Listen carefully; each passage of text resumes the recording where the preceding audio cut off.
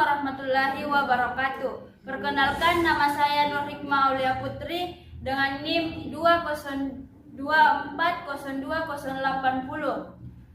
Di sini saya akan memaparkan materi yang berjudul Mekanisme Pemungutan, Penyetoran, dan Pelaporan PPN. Baik, saya akan memaparkan materi mengenai tentang mekanisme pemungutan, penyetoran, dan pelaporan PPN. Yang pertama itu konsep dasar mekanisme pemungutan dan penyetoran pajak.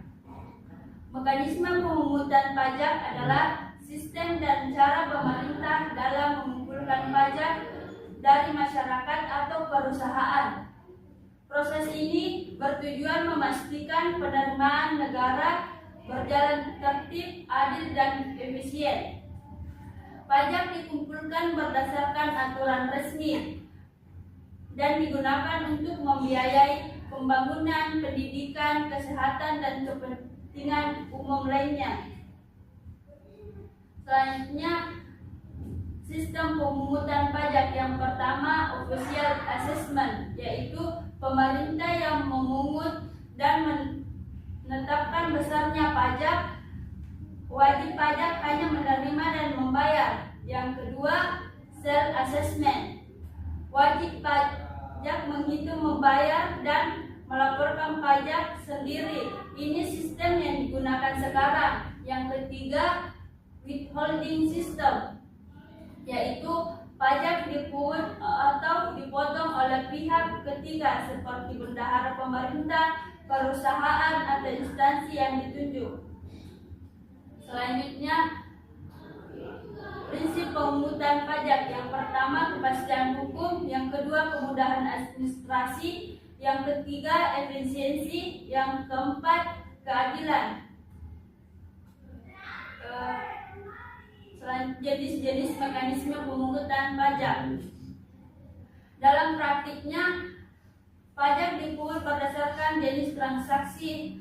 PPh pasal 21, 22, 23, dan 25 dipotong dari gaji atau pembayaran usaha. Yang kedua, PBB atas tanah dan bangunan. Yang ketiga, biaya meterai dikenakan pada dokumen yang memiliki nilai hukum atau ekonomi. Yang keempat, sistem jenis pajak yang memiliki mekanisme pemungutan pajak, pemungutan, penyetoran, dan pelaporan.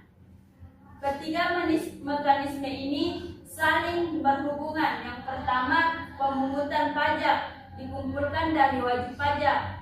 Yang ketiga, penyetoran. Pajak yang sudah dipungut disetor ke kas negara. Yang ketiga, pelaporan transaksi dan surat setor dilaporkan melalui SPT sebagai bukti transaksi administrasi.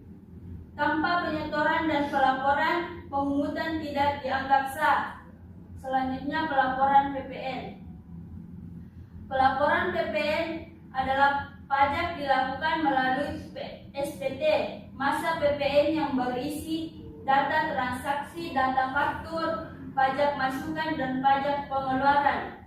Pelaporan dilakukan oleh PKP setiap bulan melalui sistem e-faktur dan e-billing. Tujuan pelaporan adalah memberikan bukti administrasi kepada DJP bahwa pajak telah dipungut dan disetor ke negara. Selanjutnya, subjek dan objek pelaporan PPN. Subjek adalah pihak yang wajib memungut dan melaporkan pajak seperti PKP dan bendahara pemerintah.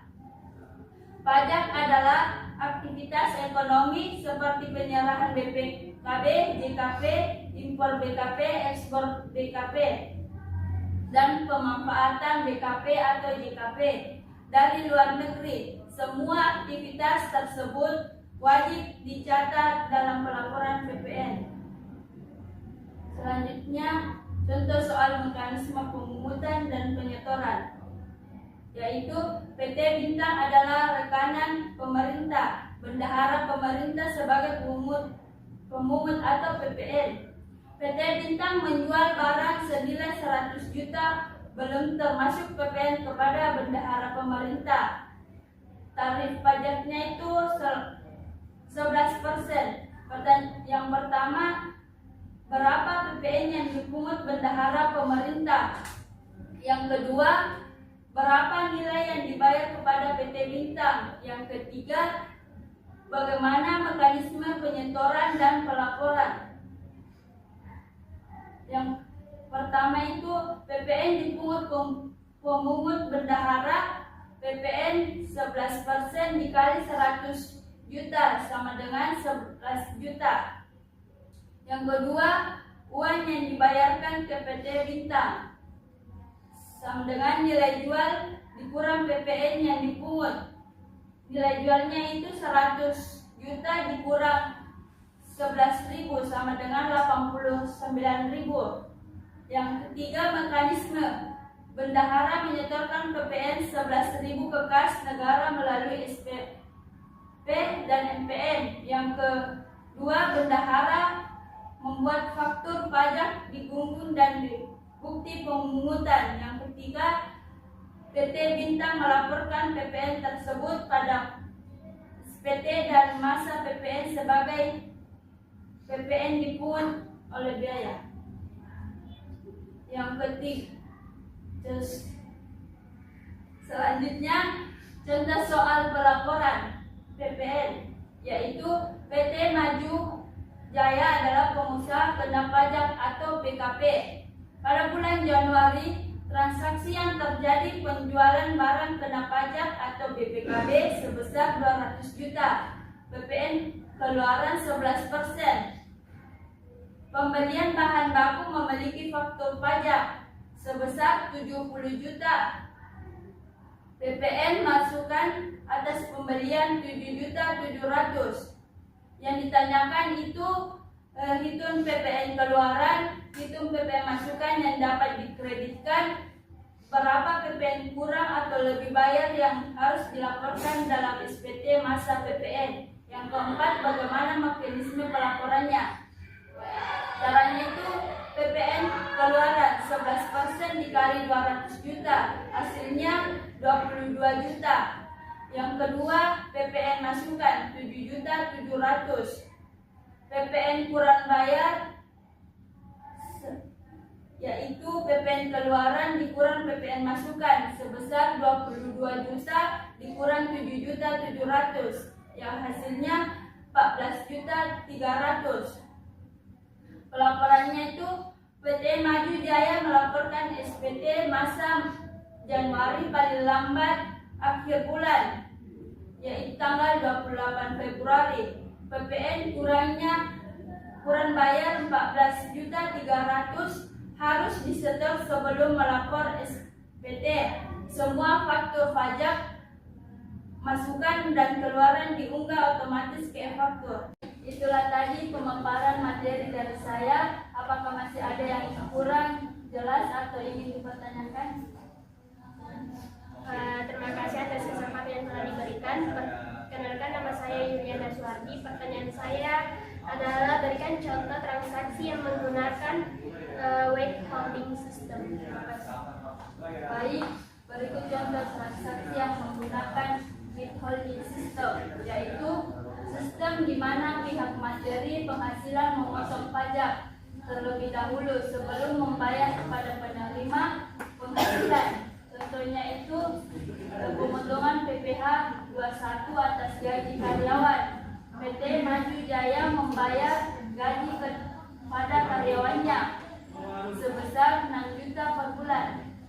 Berdasarkan peraturan perusahaan, memotong PPh 21 dari gaji budi. Misalnya PPh 21 terutang budi 250, gaji brutonya itu 6 juta. PPh 21 dipotong menjadi 250, gaji diterima budi menjadi 5.750.000. Kemudian perusahaan menyetor PPh 21 sebesar 250 ke kas negara. Baik, apakah masih ada yang ingin bertanya? Baik, terima kasih atas kesempatannya. Perkenalkan, nama saya Nurdia. Pertanyaan saya itu, mengapa pemungutan pemungutan pajak tidak dianggap sah tanpa penyetoran dan pelaporan. Terima kasih.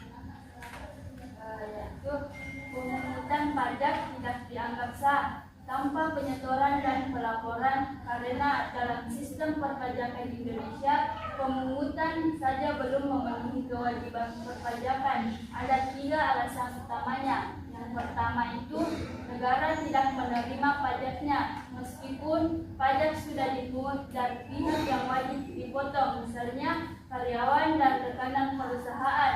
Yang kedua, tidak ada bukti hukum tanpa pelaporan, yaitu pelaporan pajak atau SPT massa dan bukti setor. Yang ketiga, untuk mencegah penyalahgunaan atau penggelapan.